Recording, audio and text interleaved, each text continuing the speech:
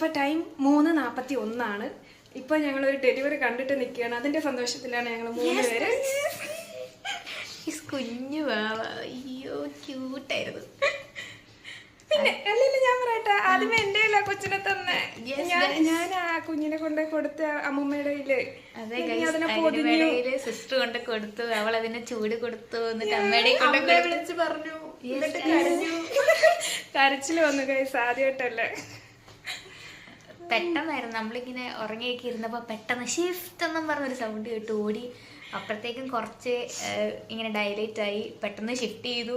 പെട്ടെന്ന് എല്ലാം പെട്ടെന്നായിരുന്നു. ശരിക്കും കാണാൻ പറ്റിയില്ല, മെഡിസിനൊക്കെ എടുക്കാൻ അങ്ങോട്ടും ഇങ്ങോട്ടും ഓടി. എന്നാലും ഒരു വെറൈറ്റി എക്സ്പീരിയൻസ്. അപ്പൊ എന്തായാലും ഹാപ്പി.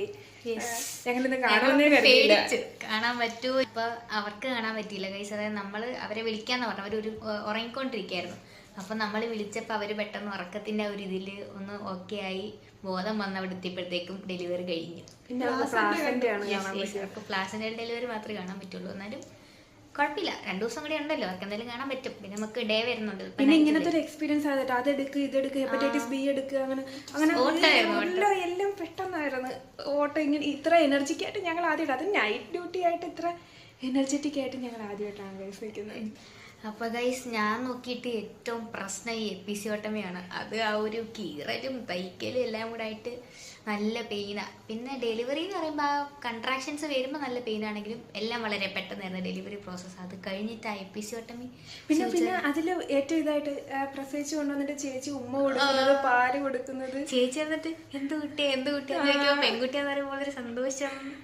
ഓ സൂപ്പർ ആയിരുന്നു. പിന്നെ ഗൈസ് നമ്മൾ നോട്ട് ചെയ്തൊരു കാര്യം എന്ന് പറഞ്ഞു കഴിഞ്ഞാൽ, നമ്മുടെ കുട്ടീനെ കൊണ്ടൊക്കെ കൊടുത്തപ്പോൾ ചേട്ടൻ കൊച്ചിനെ നോക്കി, ചേച്ചിയുടെ ഹസ്ബൻഡ്, എന്നിട്ട് ഇങ്ങനെ ചോദിച്ചു അവൾ എങ്ങനെയുണ്ട്, അവളെ കാണാൻ പറ്റുമോ എന്നൊക്കെ കുറേ ചോദിച്ചു. സാധാരണ എല്ലാവരും കൊച്ചിനെ കൊടുത്ത് കഴിഞ്ഞ് കഴിഞ്ഞാൽ പിന്നെ കൊച്ചിനെ പറയുമെങ്കിൽ പോകും. പക്ഷെ ഈ ചേട്ടൻ ചേച്ചിനെ അന്വേഷിച്ചു ഗൈസ്. അങ്ങനെ വേണം ബോയ്സ് നോട്ട് ചെയ്യുക. അതും ആ ചേട്ടൻ കുറേ നേരമായിട്ട് അകത്തോട്ട് നോക്കുന്നു, അവൾക്ക് എങ്ങനെയുണ്ട്. 2-3 സിസ്റ്റർജിയോട് ചോദിച്ചു കാണാൻ പറ്റുമോ. അപ്പൊ സിസ്റ്റർജി പറഞ്ഞ് ഇപ്പൊ ഫ്യൂച്ചർ ചെയ്തോണ്ടിരിക്കുക, അപ്പൊ ഇപ്പൊ കാണാൻ പറ്റില്ല. ചേച്ചിയുടെ അമ്മയായാലും ചേട്ടന്റെ അമ്മയായാലും കൊച്ചിനെ കൊണ്ട് അങ്ങ് നടക്കുമായിരുന്നു. പക്ഷെ ചേട്ടൻ എന്റെ ഫ്രണ്ട് തന്നെ നിന്നിട്ട് അവളെ കാണാൻ കണ്ണൊക്കെ നിറഞ്ഞിട്ട്. യെസ്, അതൊരു നല്ല കാര്യമായിരുന്നു. പിന്നെന്താ, അടിപൊളി എക്സ്പീരിയൻസ്. ഇനി ഞങ്ങൾ ഉറങ്ങിയിട്ട് വരാം. ഇപ്പം 4 മണിയായി, ഒരു 7 മണി വരെയൊക്കെ ഉറങ്ങാം. അതിനിടയ്ക്ക് എന്തെങ്കിലും കേസ് വരികയാണെങ്കിൽ ഇതിൽ അപ്ഡേറ്റ്. Okay, bye bye.